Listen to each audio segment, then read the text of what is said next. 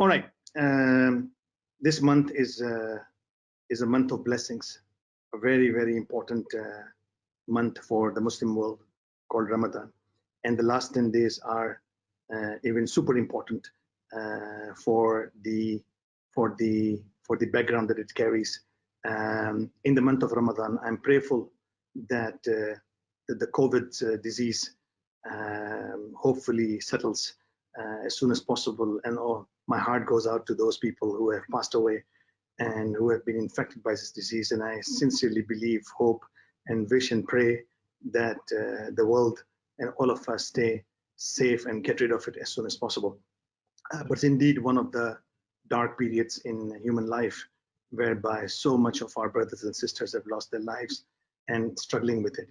COVID has not only impacted the human lives and our family lives, and also our way of doing things, whether personal or professional, but they have also disturbed the markets greatly, whether they are real estate markets or stock markets or financial markets or commodities markets or any other market for that matter, except the gold and except the delivering companies who are doing very, very well for understandable reasons. But it's definitely one of the most challenging and unprecedented times in the human life history. Okay. Now, we'll discuss about the status of the COVID at this point in time globally and locally. We'll see and gauge the impact of this challenge on the real estate transactions, on the sale prices, on the rent prices. We'll look at their impact on the hospitality sector, and what are the initiatives that the government in the UAE has taken, and also the governments in the region have taken to combat the effect of COVID. We will see how philanthropically the developers and businesses have come up to ease up the life of everybody in this challenge, and how does the property market looks going forward. What an unfortunate situation. 4.5 million global cases and more than 300,000 deaths.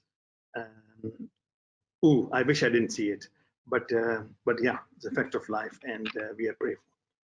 In the UAE, according to the official data of DHA, we have lost 208 lives already, unfortunately, and around 7,000. Sorry, around total recoveries have also been 7,000 already, but 21,000 people have been infected, unfortunately, despite the fact that the UAE government has done an excellent job to save human lives because of that. So what has happened to the UAE property market? This is a simple analysis of the Q1 2020 compared to the last quarter ending December 2019. And you see that almost 1% every month, the property markets are declining in terms of sale prices, as well as the rental prices. Now, what was heartening to see that in the first quarter, before we practically learned the impact of COVID in the UAE, in the first quarter, we noticed that compared to the last year, same period, there were increase of 10% sale transactions, and the mortgage registration were up 25%. So in the market where declining market over the last 5 years, when we saw the sale transactions and the mortgage registrations were going high in the first quarter, we all were very heartful and positive about the market. And suddenly we are struck by this devil. Value of the transactions have gone down significantly from about 5 billion dirhams in February to $500 million dirham in the first 10 days of May, and in the month of April coming down to about 1 billion, so 80% reduction, a serious impact. Total number of sale transactions, if we exclude the mortgages, pure cash-based sale transactions have also gone down significantly from, I said, 1,800 of the average of the last 1 year to about 500 transactions in April. And May is not giving us the realistic picture because it's only for the first few days. But yeah, serious decline in terms of sale transactions and value of the transactions in the UAE market, in Dubai market.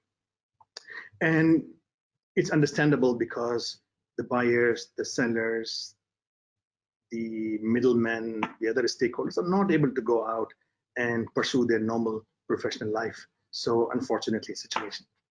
Hospitality industry, hotels.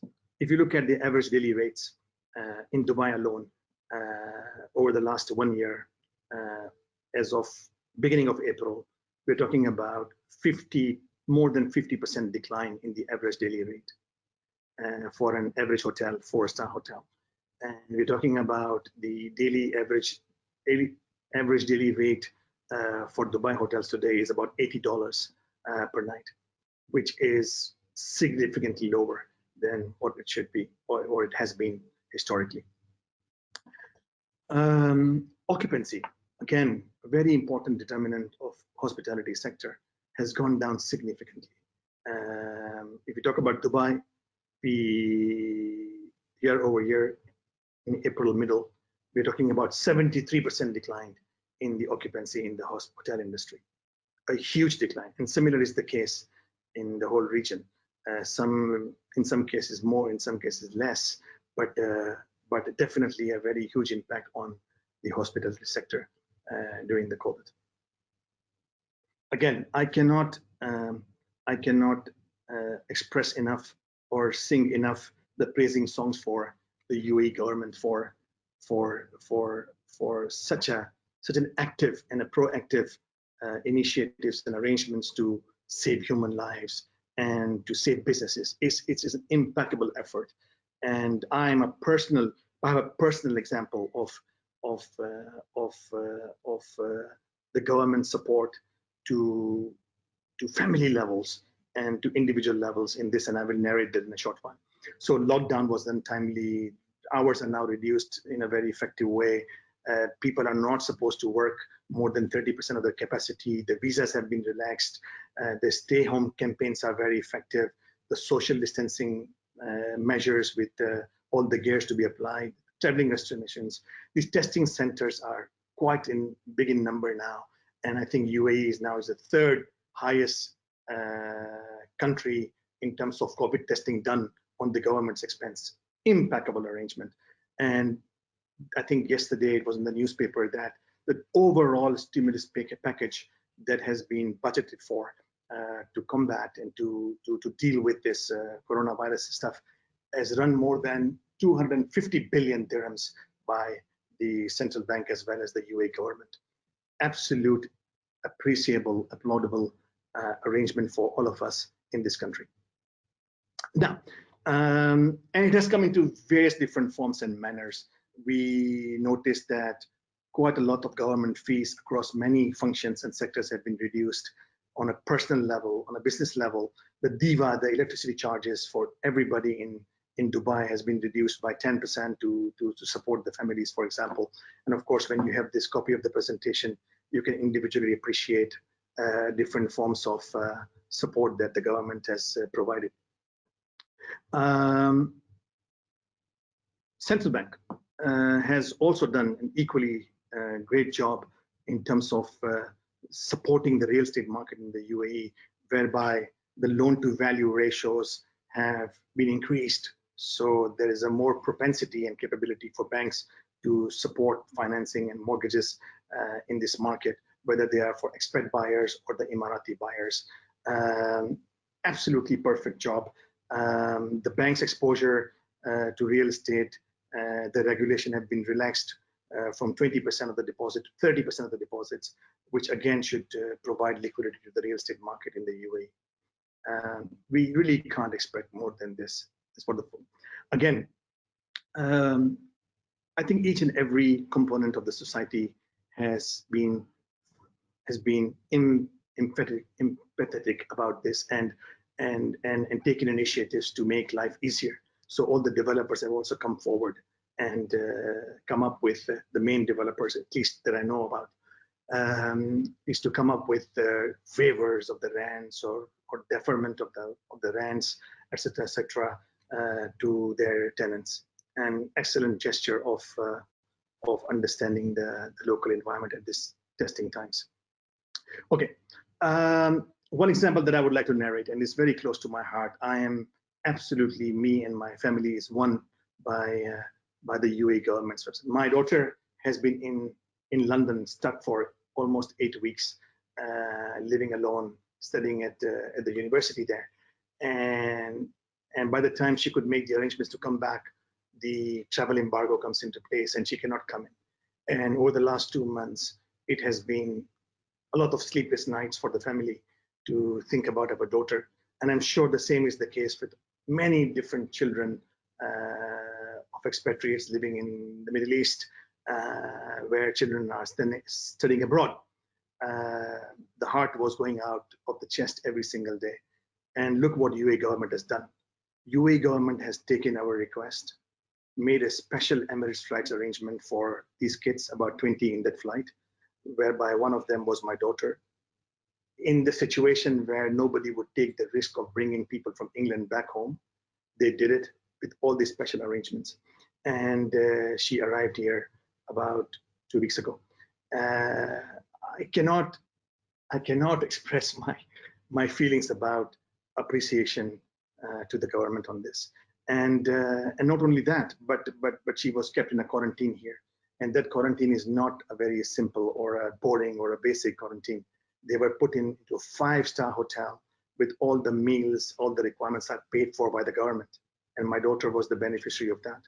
And then she was released 4 or 5 days ago to come back home. The government had a choice, and they would say, sorry, COVID, we cannot do anything about it. But they empathetically understood our situations, the feelings of the parents, the feeling of the family, and they are bringing a lot of Emiratis and non-Emiratis back home. Great job done on that. Thank you very much, the UAE government, on this. Okay, lastly, RICS is no less in terms of extending all the support, cooperation, guidance to the profession, as well as the professionals like us. They have come up with a lot of guidelines as to how to handle the COVID situation in terms of surveying profession. Free 3 months training courses, free iServe online knowledge hub to all the members, free knowledge and development webinars. Hundreds of them are coming up every day. Many guidance notes, and a population of 30,000 members of the profession are actually the beneficiary of such a generous arrangement done by RICS to all the professionals. Salute to RICS as well. And that's the reason why the new members are coming in more and more to not only learn about this important profession of surveying, but also to be more professional and qualified.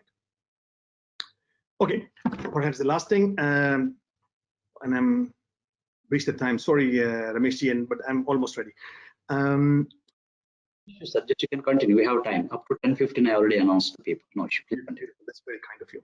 So what do we see the regional markets in the coming months, and the UAE market in particular? As said, I saw a lot of bloodbath in all kinds of markets globally.